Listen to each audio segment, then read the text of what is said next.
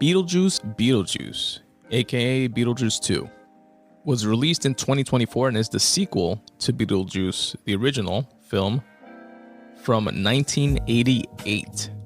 So decades later. And I personally thought it was a great watch. It's definitely one of those sequels that does not disappoint. You know, as of late, as of the past few years, there's been a lot of remakes and reboots and things of that nature. Some of which hit, a lot of which missed. I've spoken about some that I enjoyed here on the podcast in the past. And this one I thought was dope because it was most, if not all, of the main characters and from the first movie. And it was where are they now? All these years later, you know, they didn't CGI it and keep them all young or, you know, try to do a storyline that was not consistent with the actual timeline of how much time has passed between this sequel and the first film. And it was a cool movie in and of itself. But here is the official synopsis. After a family tragedy, 3 generations of the Dietz family return home to Winter River.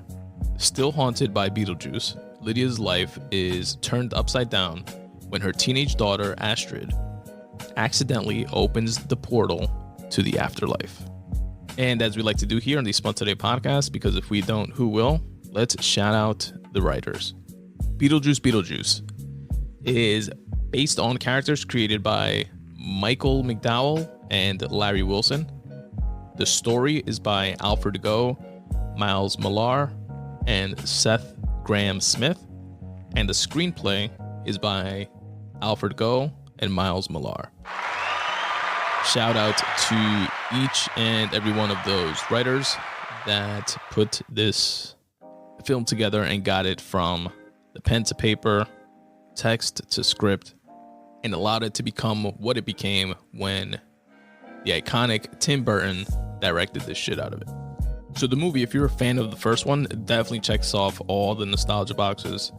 Again, you have all the main characters coming back. Michael Keaton playing Beetlejuice, Winona Ryder playing Lydia Dietz, Catherine O'Hara playing Delia Dietz.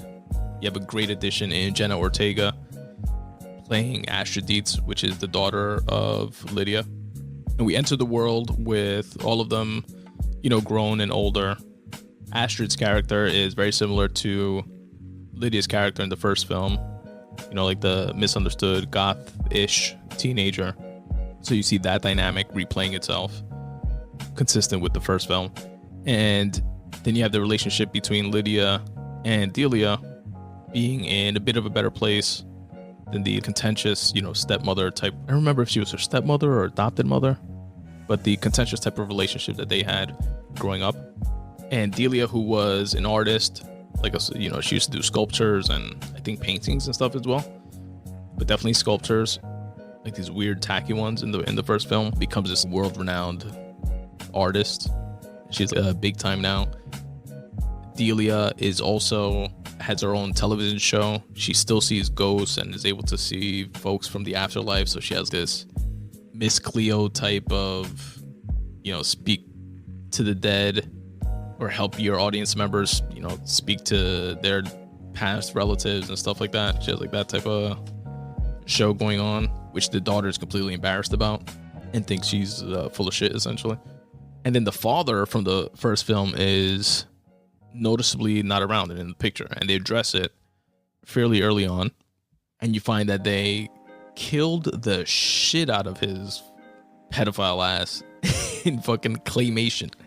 So if you don't know the backstory behind it, the father from the first film, which is played by an actor named Jeffrey Jones, was one of the main characters in the first film. He's the principal in Ferris Bueller's Day Off, if you're familiar with that.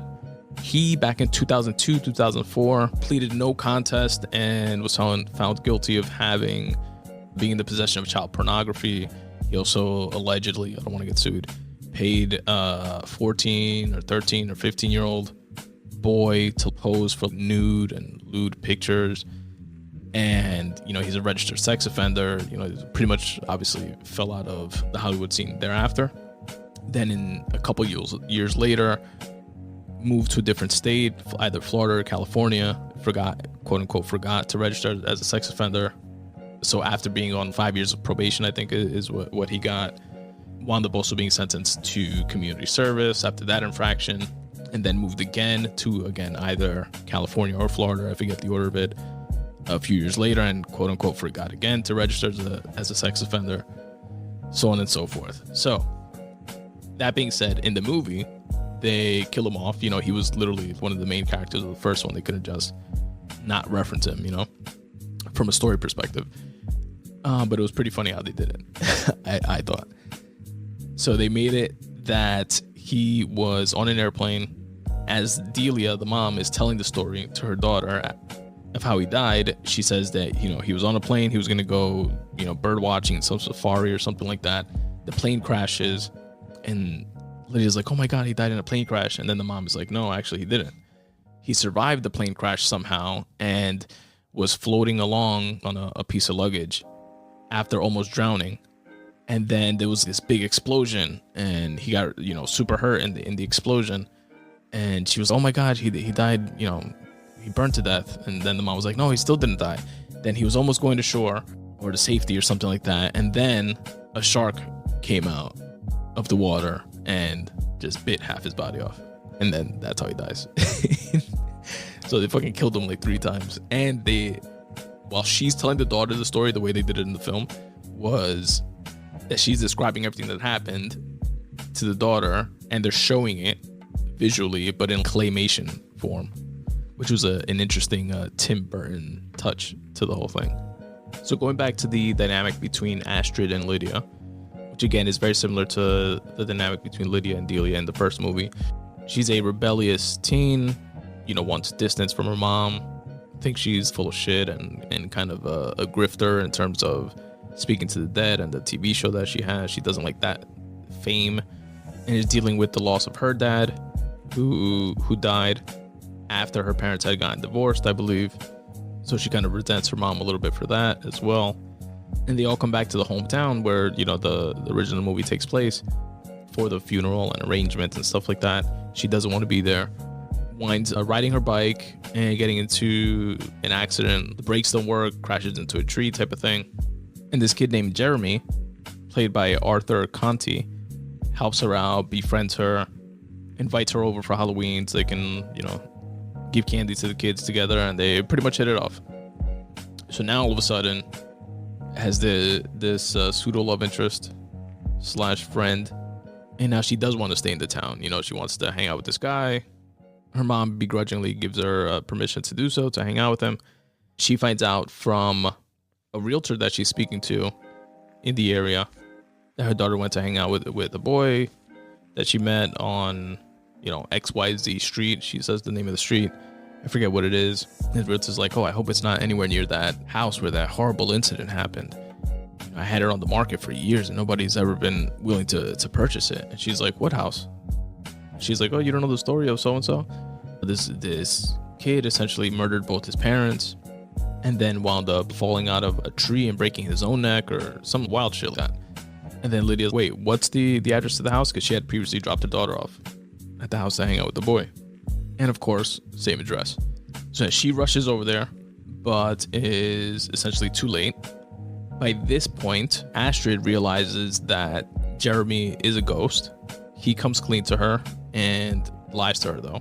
He comes clean about being a ghost and that he found this book that, you know, if he goes with her to the afterlife, she can help him get his soul back. And he gave her this sob story of what happened to his family, which is obviously not the real story, but essentially so that she would agree to go with him into the afterlife to do him this favor. And she agrees because she likes the guy. She's also having the mental, you know, dilemma / realization of, oh shit, my mom was telling the truth. She can't see dead people because now I can too. But Lydia gets there. The kid, you know, takes her into the afterlife through a spell that they do and, you know, draw the door on the wall and go through. But the real way for the kid to get a soul back and, you know, become living again would be to take her soul, Astrid's soul. So that's what he essentially is trying to do under the guise of, you know, she's just going to help him type of thing. And the rest of the movie from there on out is pretty much Winona Ryder following them into the afterlife, invoking BeetleJuice, having to get him to help her go into the afterlife to get her daughter back and to prevent this whole soul swapping thing from happening. Michael Keaton, of course, steals the show as he does in the first movie. He's great throughout. There's also a dope character called Dolores, played by Monica Bellucci. She plays BeetleJuice's wife that was chopped up into a bunch of different pieces by BeetleJuice because she was a soul, literally a soul-sucking monster. BeetleJuice married her once upon a time, and then she just wanted to take his soul.